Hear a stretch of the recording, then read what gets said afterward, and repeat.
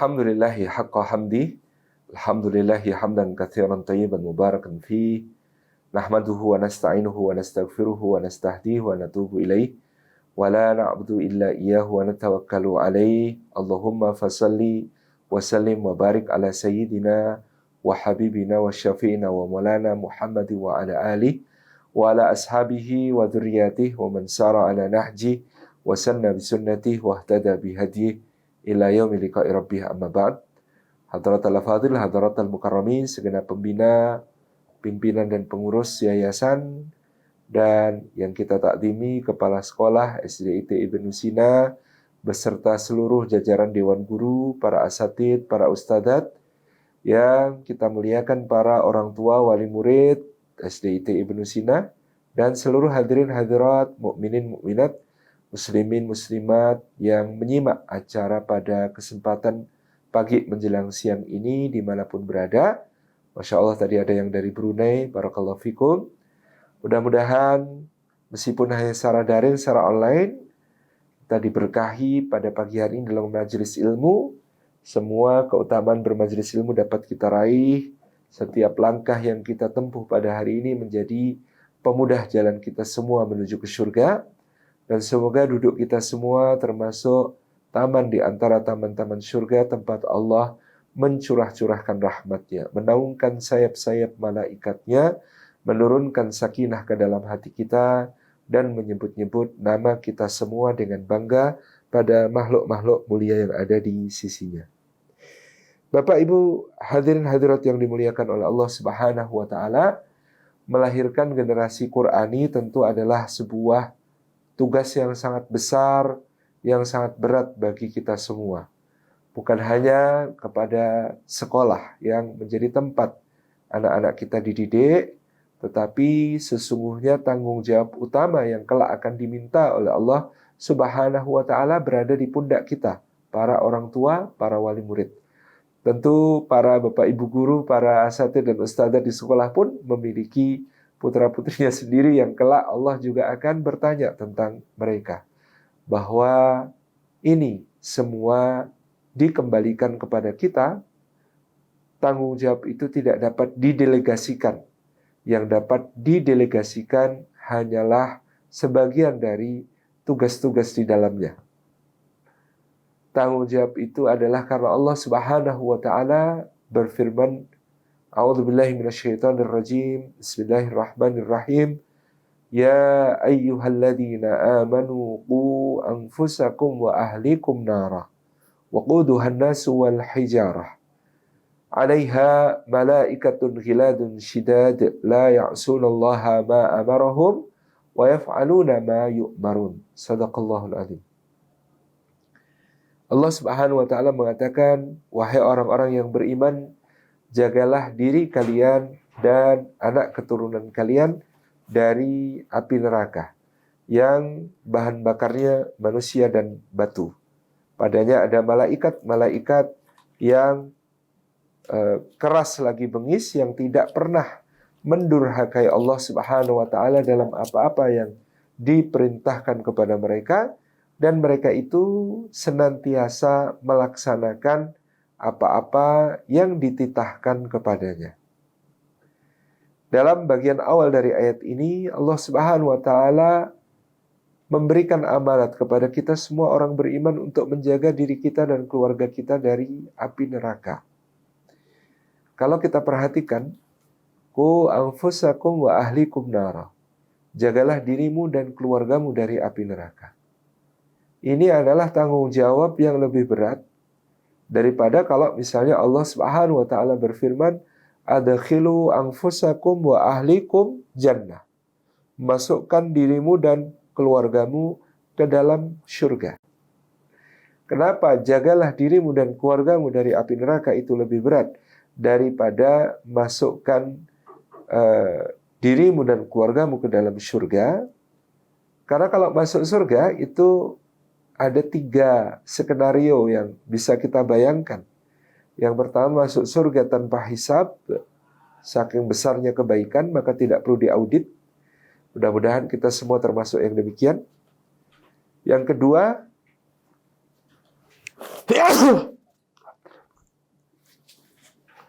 Yang kedua adalah masuk surga dengan hisab. Ketika dihisab, diperhitungkan amalnya, maka ternyata amal-amal solehnya jauh lebih banyak daripada amal buruknya. Pahalanya lebih besar, lebih berat daripada dosanya. Lalu dia pun masuk surga dengan hisab, dengan langsung masuk ke surga. Skenario ketiga adalah masuk surga dengan hisab, tapi ternyata ketika dihisab dia amal solehnya kalah banyak dengan dosa-dosanya. Sehingga pahalanya pun sedikit, ya, beban-beban yang ditanggungnya dari dosa-dosanya jauh lebih berat. Dengan demikian dia tidak langsung masuk ke surga, meskipun dia orang beriman, dan dengan iman itu dia berhak untuk masuk surga, akan tetapi dia terlebih dahulu harus disucikan, dibersihkan dengan merasakan azab api neraka, baru sesudah itu dia dinaikkan untuk masuk ke dalam surganya Allah Subhanahu wa ta'ala. Nah, kalau kita diperintahkan Allah, masukkan dirimu dan keluargamu ke dalam surga, skenario pertama, kedua, ketiga masih bisa diterima. Tetapi begitu Allah berfirman, "Qu anfusakum wa ahlikum nara," jagalah dirimu dan keluargamu dari api neraka, maka hanya skenario pertama dan kedua yang diizinkan untuk kita. Artinya, firman Allah, "Qu anfusakum wa ahlikum nara," itu kalau kita terjemahkan menjadi masukkan dirimu dan keluargamu ke dalam surga tanpa hisab, atau kalau dengan hisab, pastikan bahwa amal soleh mereka lebih banyak, pastikan bahwa pahala mereka lebih besar. Jadi ini yang menjadi renungan sangat mendalam bagi kita, betapa besarnya tanggung jawab yang diberikan oleh Allah Subhanahu wa ta'ala kepada kita ketika mengatakan, "Qu anfusakum wa ahlikum nara." Tentu ini menjadi hal yang harus kita breakdown di dalam tugas-tugas kita sebagai orang tua dalam mendidik anak-anak kita. Dan penyelamat paling agung yang bisa kita tanamkan kepada anak-anak kita adalah ketika kita kemudian menanamkan mereka untuk menjadi generasi Qur'ani. Karena Al-Qur'anul Karim dari Allah Subhanahu wa ta'ala, Al-Quranul Karim adalah ruhul hayah, ruh kehidupan yang akan senantiasa kelak menyanggah hidup mereka menghadapi berbagai tantangan apapun. Kalau kita mengajarkan ilmu kedokteran, ada waktu nanti saya kok curiga ke depan, ilmu kedokteran semakin tidak relevan. Misalnya dengan kehadiran berbagai alat yang sangat canggih untuk mendeteksi segala hal yang terjadi dalam tubuh kita, gangguannya, metabolismenya, ya, kondisi organ-organnya, sampai kemudian dia bisa memberikan rekomendasi terapi dan obat yang harus diasup oleh orang yang diperiksa. Sehingga menjadi dokter menjadi semakin tidak relevan misalnya di masa yang akan datang. Atau bahkan apa-apa yang pada beberapa dekade lalu adalah pekerjaan yang bergengsi, hari ini banyak digantikan oleh robot, digantikan oleh mesin, digantikan oleh sistem yang terkomputerisasi, ya. Dengan begitu cepatnya perubahan itu terjadi, disruptif sekali. Apa-apa yang dahulu berjaya tergulung oleh perubahan. Toko-toko retail yang dulu berjaya sekarang digantikan oleh belanja online yang dilakukan oleh Bapak Ibu, ya. Tidak perlu mendatangi tokonya. Ya, rumah makan harus shifting untuk bisa tetap eksis dengan melayani pembelian melalui berbagai fasilitas hantaran online. Ya, perusahaan taksi terbesar di dunia tidak punya satu mobil pun karena mobilnya dimiliki oleh pengendaranya. Mereka hanya membangun sebuah sistem aplikasi. Kemudian hotel terbesar di dunia juga sekarang jaringannya tidak lagi memiliki gedung, mereka memiliki aplikasi. Ya, toko-toko buku yang dahulu berjaya di banyak kota, sekarang orang membeli buku melalui berbagai sarana yang berbeda, tidak seperti dahulu. Semua berubah. Jadi, ketika kita menyadari bahwa semua itu berubah, maka kita ingat satu pesan yang sangat menarik dari Syekh Mutawalli Asy-Sya'rawi rahimahullah ta'ala. Beliau mengatakan, ajarkan pertama-tama kepada anak kalian Al-Quranul Karim, karena Al-Quranul Karim yang akan mengajarkan kepada mereka segala yang mereka perlukan untuk kehidupan dunia maupun akhiratnya kelak ketika dewasa. Jadi ajarkan ketika anak-anak kalian kecil kepada mereka Al-Quranul Karim. Sebab Al-Quranul Karim itu yang akan mengajarkan kepada mereka kelak di masa dewasanya segala yang mereka perlukan untuk kehidupannya di dunia dan di akhirat. Jadi Bapak Ibu yang dirahmati Allah, perhatian kita terhadap Al-Quran sebagai ruhul hayah. Kalau jasad kita ini terbuat dari tanah berasal dari bumi, maka tarikannya adalah tarikan bumi. Inginnya lama-lama di bumi, inginnya berbetah-betah di bumi, inginnya bersenang-senang di bumi, inginnya berasyik-asyik di bumi. Sedangkan ruh kita berasal dari Allah. Dia ingin untuk bisa segera kembali kepada Allah Subhanahu wa ta'ala. Ini dua tarikan yang berbeda. Tarikan duniawi dari jasad kita dan tarikan ukhrawi dari ruh kita. Maka ruh kita ini karena berasal dari Allah, di dunia mereka bukan penduduk asli, mereka adalah musafir. Mereka adalah perantau. Perantau itu harus dikuatkan dengan tentu saja menghiburnya, menghubungkannya dengan tanah kelahirannya, menghubungkannya dengan keluarganya yang ada di tempat yang jauh di tanah asalnya, gitu ya, dengan video call, dengan telepon, dengan surat, dengan kiriman-kiriman, ya, itu yang akan mempertahankan dia untuk mampu menanggung beban-beban itu sampai batas waktu yang telah ditentukan untuknya. Ini yang kemudian terjadi pada ruh kita. Maka ruh kita akan sangat kokoh kalau dia disambungkan dengan asalnya, yaitu Allah Subhanahu wa ta'ala. Disambungkan dengan sumbernya, yaitu Allah Subhanahu wa ta'ala. Dan penyambung yang paling baik adalah Al-Quranul Karim. Itulah kenapa ketika Rasulullah Sallallahu Alaihi Wasallam itu berjuang di awal beliau mendapatkan nubuwah dan risalah, dan Allah mengatakan tentang beliau SAW, innalaka fin nahari sabahan tawila. Sesungguhnya engkau wahai Muhammad sallallahu alaihi wasallam ya di siang hari melaksanakan urusan, memiliki urusan yang panjang dan melelahkan. Jadi Rasulullah itu di siang hari berada dalam urusan yang panjang dan melelahkan. Ternyata Allah tidak berfirman kepada beliau misalnya, nah, kalau begitu, karena kamu urusannya panjang dan melelahkan di siang hari, maka di malam hari, wahai Muhammad, tidurlah yang cukup, minimal 8 jam. Jangan lupa cuci tangan dan cuci kaki sebelum bobo, juga minum susu. Nah, ternyata Allah tidak mengatakan begitu. Tetapi Allah Subhanahu wa ta'ala mengatakan kepada beliau SAW, ya, qumil laila illa qalila. Mengatakan kepada beliau SAW, warattilil Qur'ana tartila. Bacalah Al-Quranul Karim itu dengan tartil, khususnya di waktu malam ketika sedang melaksanakan qiyamul lail. Jadi Al-Quran itu adalah quwwatul hayah, kekuatan kehidupan.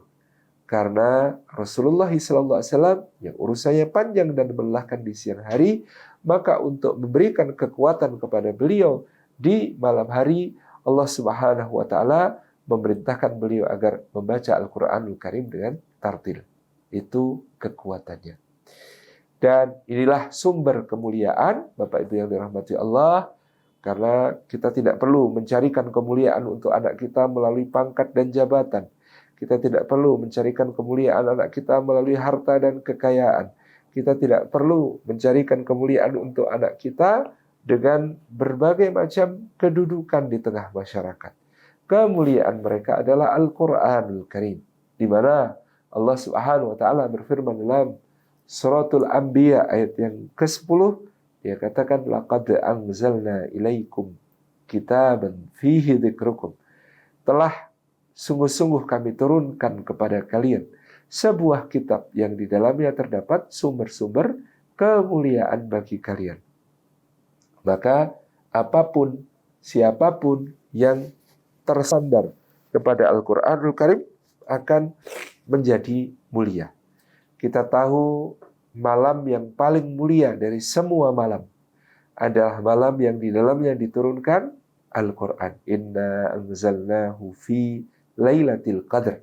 Sesungguhnya kami menurunkan Al-Quran itu pada malam Al-Qadar. Yang malam Al-Qadar itu khairum min alfi syahr, lebih baik daripada 1000 bulan. Jadi malam yang paling mulia karena malam itu diturunkan Al-Quranul Karim. Bulan yang paling mulia karena pada bulan itu diturunkan Al-Quran. Namanya bulan Ramadan. Syahrul Ramadan alladzi unzila fihil Quran. Bulan Ramadan itu adalah bulan yang di dalamnya diturunkan Al-Quran.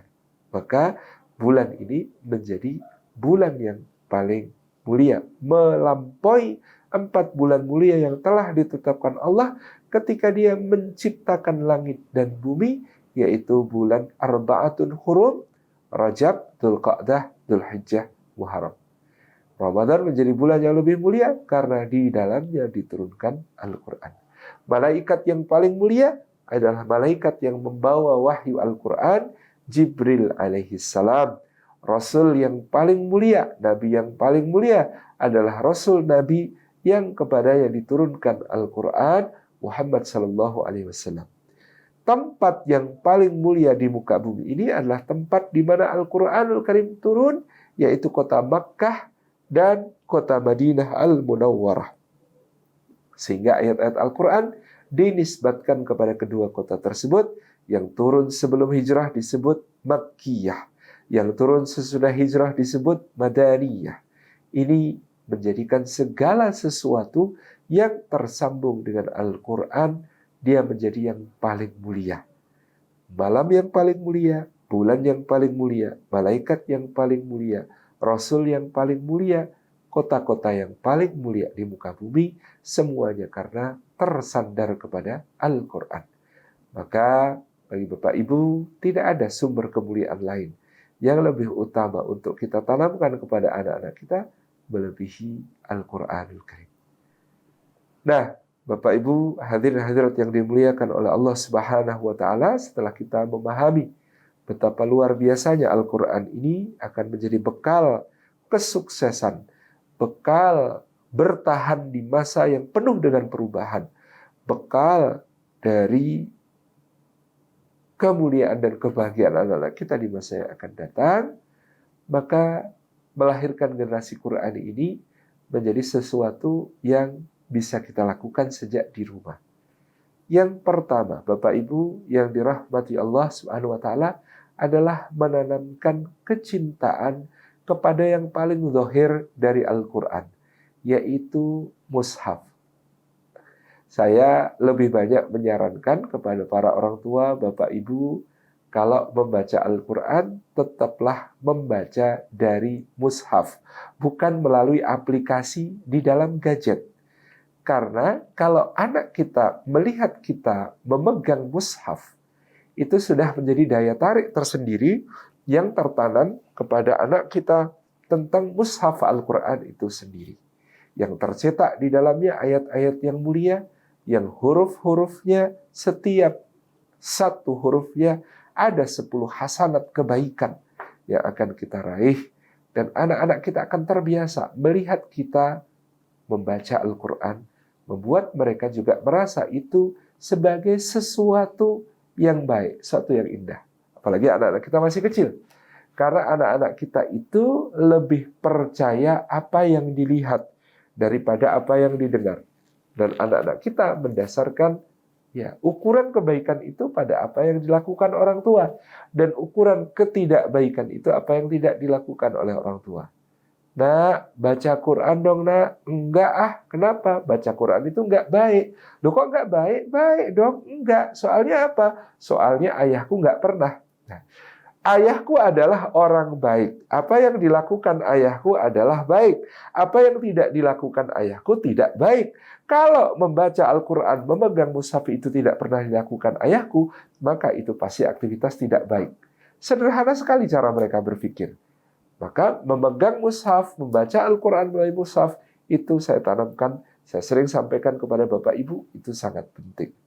Kenapa saya tidak merekomendasikan untuk baca Al-Quran melalui gadget? Karena anak kita yang kecil-kecil itu belum bisa membedakan. Itu buka gadget, buka aplikasi mushaf, ataukah berselancar di YouTube, berselancar di Facebook, berselancar di media sosial yang lain, memeriksa pesan, menjawab pesan. Mereka tidak bisa membedakan itu. Tapi begitu kita meninggalkan sejenak gadget kita untuk memegang mushaf, mereka akan melihat bahwa kita sedang memegang mushaf, membaca Al-Quran dari mushaf. Ini akan menjadi penanaman keteladanan yang baik. Nah, jangan ambil barang pakai kaki, nak, nggak sopan. Oh, sopan. Kenapa? Karena bundaku sering.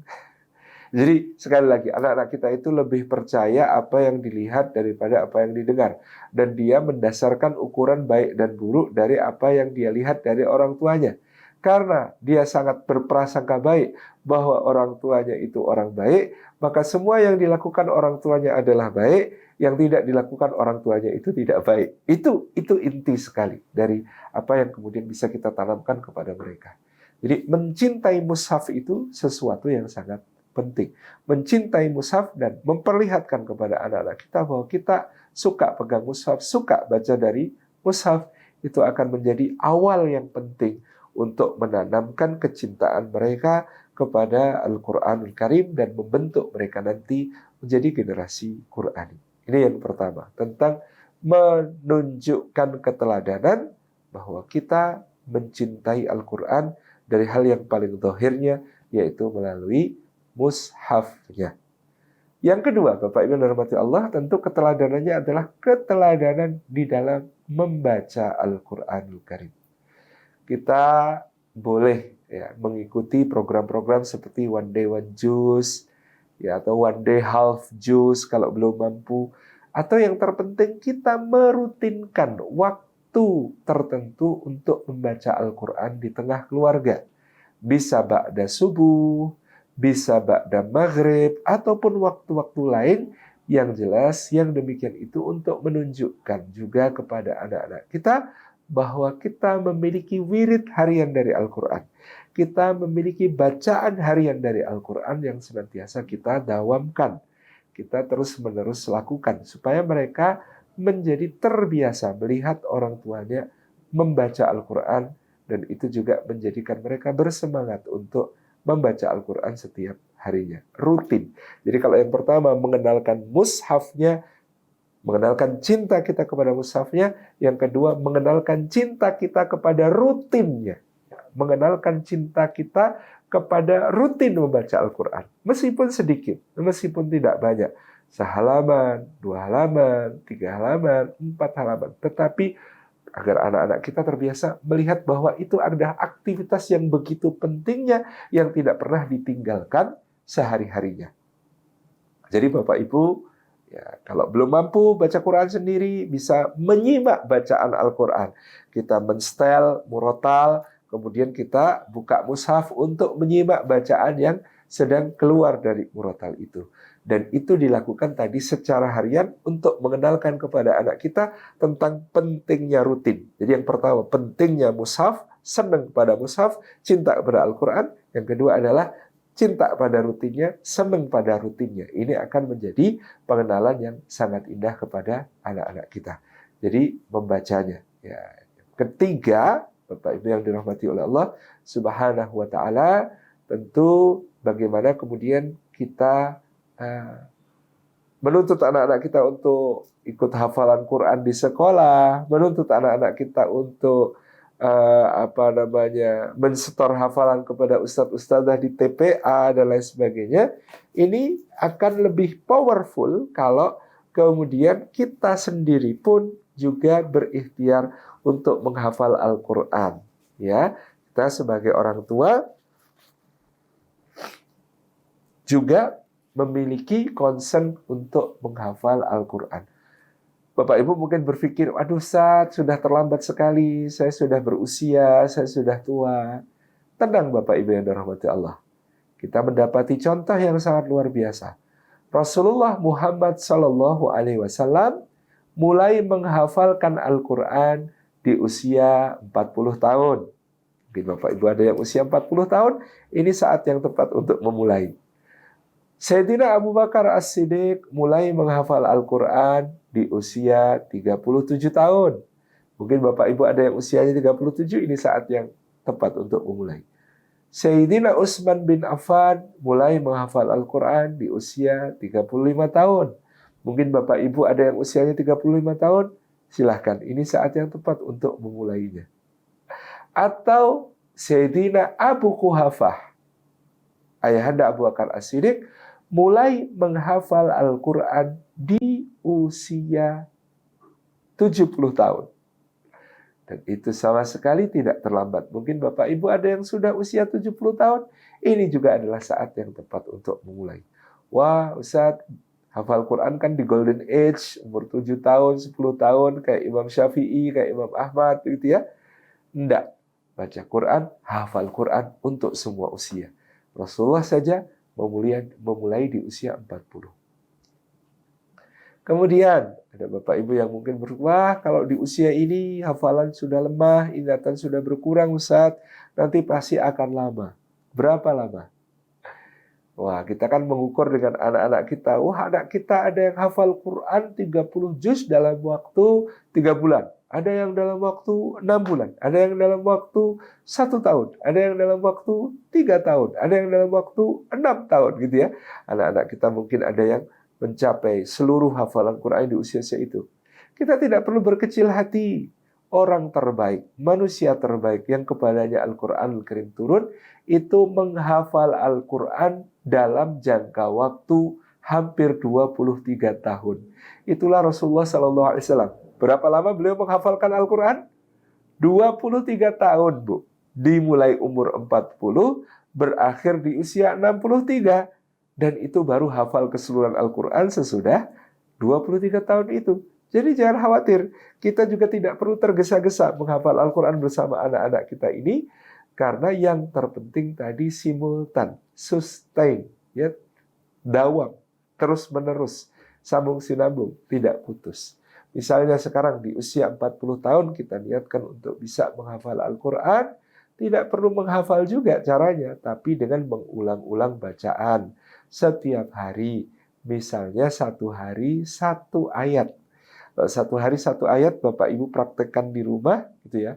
Alif lam mim, alif lam mim, alif lam mim. Ulangi minimal 100 kali sehari.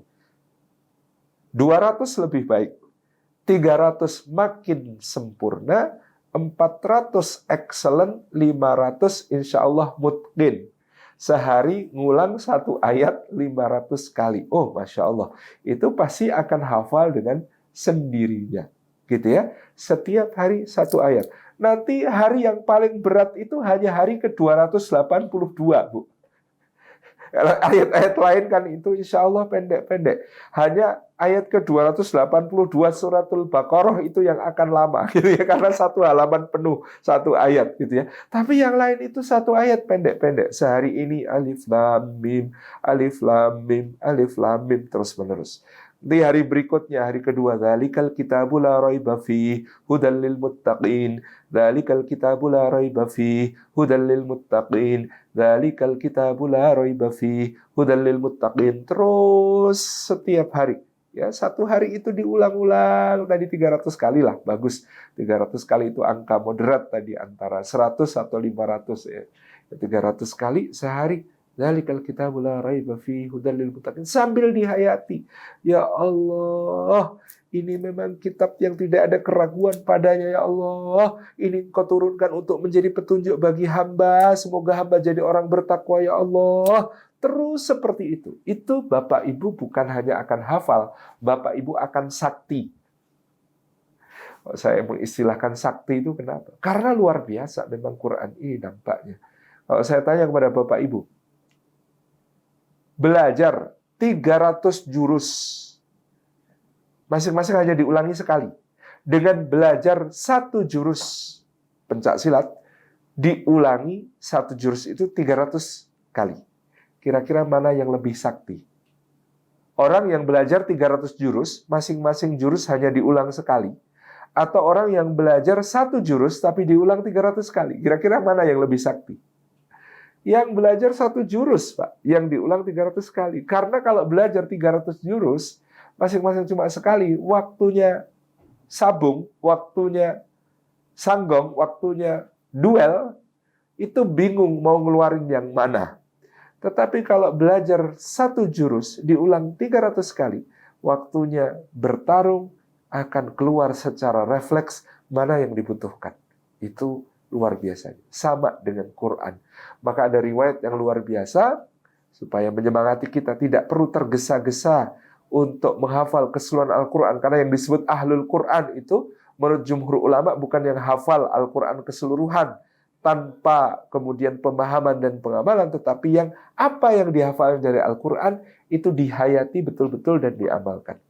Sayyidina Bilal bin Rabah, menurut Syekh Munir Muhammad Al-Ghadban dalam kitab beliau Al-Manhaj Al-Haraki li Siratin Nabawiyah, itu ketika disiksa oleh Umayyah bin Khalaf, ya, ditarik dari dalam kota sampai punggungnya terparut-parut oleh kerikil dan batu-batu, ditelentangkan di bawah terik mentari yang membakar, di atas pasir yang membara panasnya, ditindih dengan batu di dada dan perutnya sampai sesak nafas, kemudian dicambuki oleh Umayyah bin Khalaf.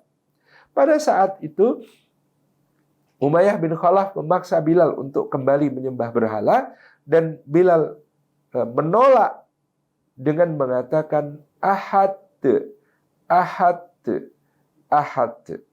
Satu riwayat menyebutkan sebenarnya Bilal bin Rabah ingin membaca suratul Ikhlas, ingin membaca Qul huwallahu ahad, Allahus samad, lam yalid walam yulad walam yakul lahu kufuwan ahad. Ingin membaca surah itu utuh, tapi Bilal belum hafal surah Al-Ikhlas. Bilal cuma ingat bahwa dari suratul Ikhlas ada kata-kata ahad, ahad. Dan satu kata ahad itu membuat Sayyidina Bilal bertahan di dalam keimanan, dalam siksaan yang luar biasa seperti itu. Itu artinya tadi yang saya sebut sakti. Karena hanya dengan satu kata dari Quran bisa mempertahankan keimanannya melawan, ya, penyiksaan yang begitu dahsyat.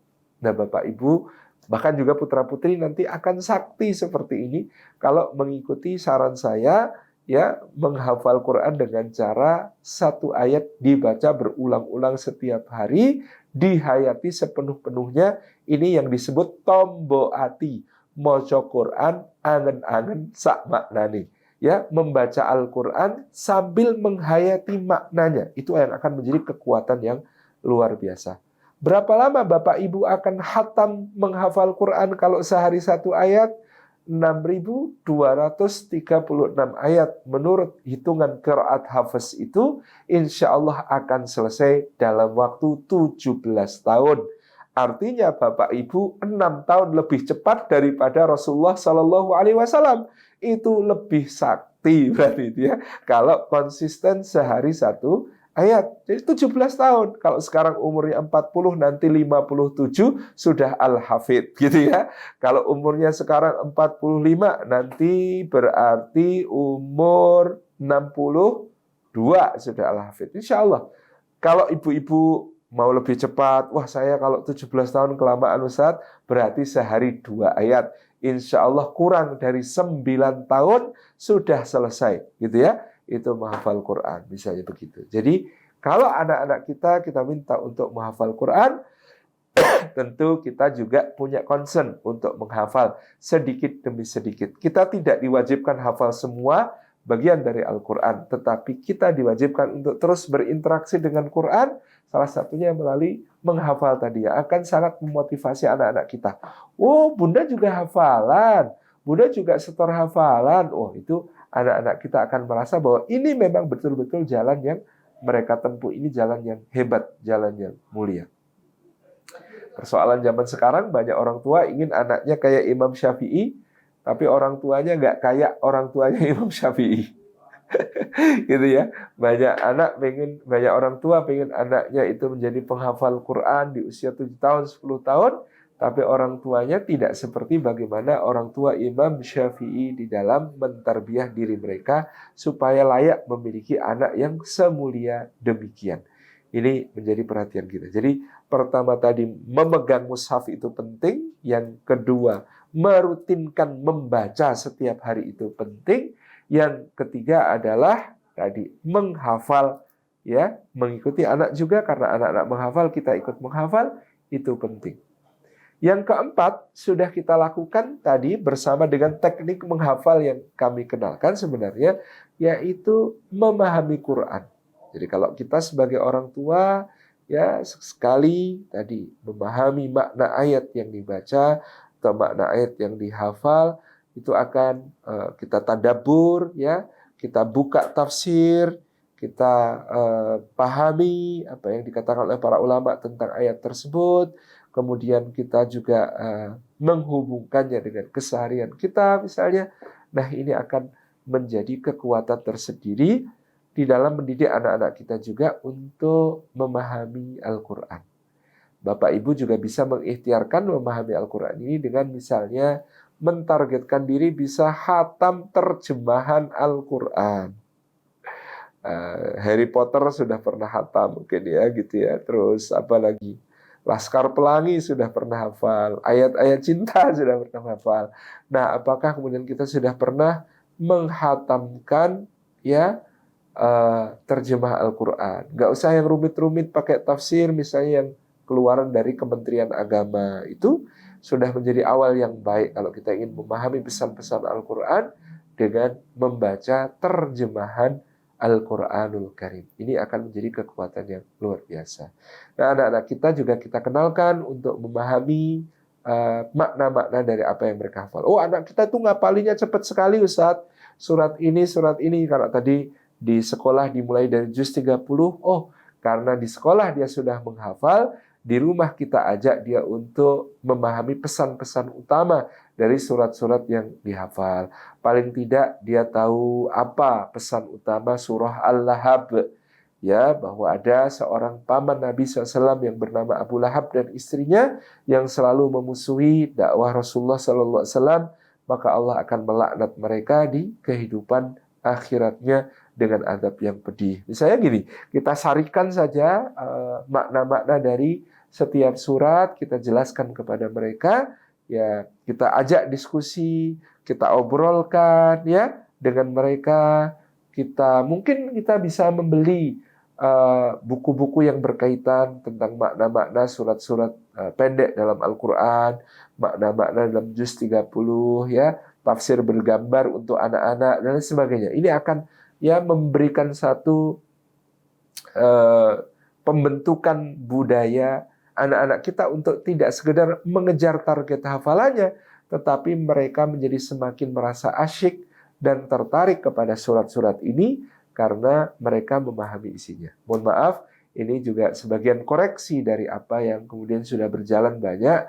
Ada beberapa sekolah, pondok pesantren yang memberikan kurikulum tahfidz, anak-anaknya semangat sekali menghafal, mengejar target hafalan, tetapi mereka, naudzubillah, ya, sama sekali tidak paham apa yang kemudian dihafalkan itu, isinya apa, tentang apa, dan lain sebagainya. Ini tentu akan menjadi persoalan di masa-masa yang akan datang. Jadi bagaimana kemudian kita di sini, ya, mengenalkan satu culture kepada anak-anak kita bahwa memahami Al-Quran itu penting. Memahami isi kandungan Al-Quran itu penting. Kemudian di antara kandungan Al-Quran yang sangat banyak itu adalah kisah-kisah. Jadi bagaimana kemudian kita menjadikan kisah-kisah di dalam Al-Quranul Karim itu sebagai satu jalan untuk menguatkan jiwa dari anak-anak kita, menguatkan mental dari anak-anak kita. Linsab bitabihi fuadak. Kata Allah, memang Quran ini turun untuk mengokohkan hati dan pikiranmu, ya, mengokohkan hati dan pikirannya Rasulullah SAW dan juga umatnya. Maka ini penting. Bagaimana kemudian kita menjadikan Quran bagi anak-anak kita syifa, ya syifa'ul lima fis sudur, menyembuhkan penyakit-penyakit hati mereka, menyembuhkan kesombongan, menyembuhkan sifat tamak, menyembuhkan sifat riya, menyembuhkan sifat dengki kepada yang lain, iri kepada yang lain, dan lain sebagainya. Ini tentu perlu proses panjang. Selain pembelajaran mereka terhadap Al-Quran dengan membacanya, dengan menghafalnya, dengan mengkaji isinya, diperlukan tadabbur, diperlukan proses untuk makin menghayatinya dengan memahami kisah-kisahnya, perumpamaan-perumpamaannya, sampai pada aturan-aturan muamalahnya dan hukum-hukumnya. Tapi proporsi terbesarnya diantaranya adalah cerita, dan ini penting untuk menjadi prioritas kita, ya, berbagi dengan anak-anak kita tentang cerita-cerita Al-Quran. Nah, misalnya kita bisa melihat betapa pentingnya cerita-cerita Al-Quran ini untuk mengokohkan anak-anak kita dari pelajaran tentang Rasulullah SAW. Jadi Rasulullah SAW di tahun ke-11 Bi'sah, ya, tahun ke-11 dari perutusan beliau sebagai Nabi, itu merasa penduduk Mekah sudah mentok. Tidak ada lagi yang bisa diajak masuk Islam. Tidak ada lagi yang bisa diajak beriman. Tidak ada lagi yang bisa didakwahi. Orang Mekah, sama sekali. Nah, maka beliau SAW merasa bahwa ini sesuatu yang sangat berat, tugas dakwah ini. Rasanya sungguh beliau kehilangan orang-orang yang dicintai. Kehilangan Khadijah radhiyallahu anha, istri setia, kehilangan Abu Thalib, paman yang melindungi dakwah dan perjuangan beliau, gitu ya. Maka Allah Subhanahu wa taala justru menurunkan kepada beliau surah-surah seperti surah Nuh dan lain sebagainya, surah Hud dan lain sebagainya, yang isinya, ya, menceritakan kisah-kisah perjuangan para nabi dan rasul sebelum beliau. Ya, beliau mendengar curhatnya Nabi Nuh, Rabbi ini da'atu qaumi laila wa nahara. Ya Allah, sesungguhnya aku telah menyeru kaumku siang maupun malam, mendakwahi mereka siang maupun malam dengan segala cara. Dengan aku dekati mereka sembunyi-sembunyi maupun terang-terangan, ketika mereka sendiri-sendiri maupun dalam kumpulan. Selama berapa tahun? Dikatakan Nabi Nuh alaihissalam berada di tengah kaumnya selama 1000 tahun kurang 50 atau 950 tahun berdakwah. 950 tahun berdakwah. Itu sesuatu yang luar biasa. Kita bisa bayangkan Rasulullah yang 11 tahun berdakwah menerima kisahnya Nabi Nuh yang 950 tahun berdakwah. Tentu ini akan menjadi pelecut semangat yang luar biasa. Seperti juga misalnya kisah-kisah Nabi Musa alaihissalam. Nama yang paling banyak disebut dalam Al-Quran adalah Nabi Musa alaihissalam. Maka Rasulullah SAW setiap kali membaca kisah Nabi Musa, beliau melakukan refleksi, beliau bercermin. Ya Allah, Nabi Muhammad SAW itu fisiknya sempurna, bicaranya sempurna. Sedangkan Nabi Musa, ya, lidahnya cacat, bicaranya tidak jelas. Maka seakan-akan Allah mengatakan, hai Muhammad, Musa yang bicaranya tidak jelas saja, dia teguh dan istiqomah berjuang berdakwah. Kamu juga harus teguh berdakwah. Nabi Muhammad SAW itu di masa lalunya, track record-nya sempurna. Beliau tidak memiliki cacat aib moral apapun. Beliau adalah Al-Amin yang digelari sang terpercaya oleh kaumnya.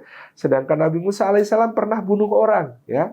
Maka seakan-akan Allah mengatakan kepada Nabi Muhammad SAW, wahai Muhammad, ini lihat Musa yang dulu pernah bunuh orang, masa lalunya kelam, dia menjadi Rasul dengan penuh keteguhan. Masa kamu yang Al-Amin, kamu yang masa lalumu sempurna, tidak bisa teguh berjuang. Yang ketiga, Nabi Muhammad SAW tidak punya hutang budi kepada Abu Jahal, Abu Lahab, ya, Nadhr bin Haris, Uqbah bin Abi Mu'ayth, ya, dan lain sebagainya, tokoh-tokoh Quraisy. Sementara Nabi Musa ketika kecilnya dirawat oleh keluarga Fir'aun. Seakan-akan Allah hendak mengatakan, hai Muhammad, Musa yang kecilnya dirawat Fir'aun sampai merasa terhutang budi saja bisa tetap teguh berdakwah. Apalagi kamu yang tidak punya hutang budi kepada orang-orang Quraisy itu.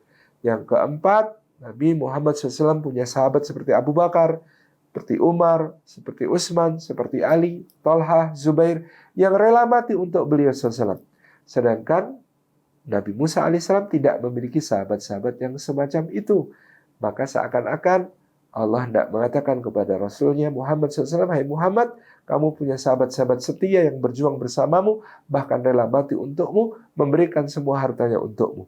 Lihatlah Musa, yang hanya punya Harun, itu pun Harun nggak bisa berbuat apa-apa ketika kaumnya menyembah patung sapi. Ini suatu hal yang seakan-akan menjadi refleksi tidak henti-hentinya.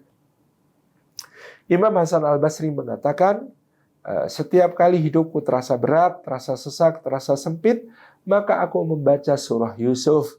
Dengan membaca surah Yusuf, menyimak kisah Nabi Yusuf, dari kisah beliau sebagai anak yang disayang, beliau bermimpi, beliau didengki oleh saudara, dibuang ke sumur, ditemukan orang, dijual sebagai budak, ya, dilecehkan oleh majikan, difitnah, sampai kemudian harus masuk penjara, dan lain sebagainya. Maka aku merasa, kata Imam Hasan Al-Basri, hidupku ya jauh lebih baik. Ya, jadi semua yang sempit sesak dadaku menjadi hilang karena aku membaca kisah Nabi Yusuf alaihissalam. Inilah Quran, dan bagaimana kita semua berupaya agar anak-anak kita menjadi generasi Qurani, tentu dengan tidak lupa terus mendoakan mereka. Allahumma ja'alna wa ahlina min ahlil Quran. Ya Allah, jadikan kami dan keluarga kami termasuk ahli Quran. Demikian, mudah-mudahan bermanfaat. Wassalamualaikum warahmatullahi wabarakatuh.